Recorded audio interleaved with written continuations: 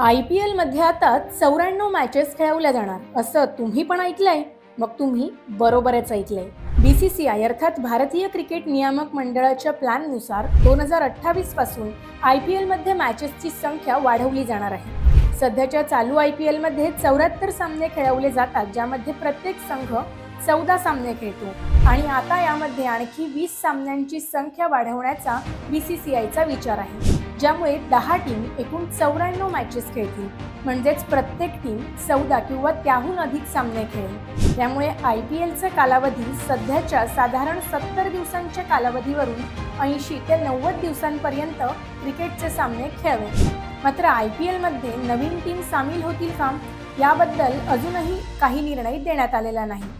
IPLची स्पर्धा लांबल्याने प्रेक्षक कंटाळतील की अधिक आनंदी होतील? तुम्हाला काय वाटतंय? कमेंट करून नक्की सांगा आणि संवाद सेतूला फॉलो करायला अजिबात विसरू नका.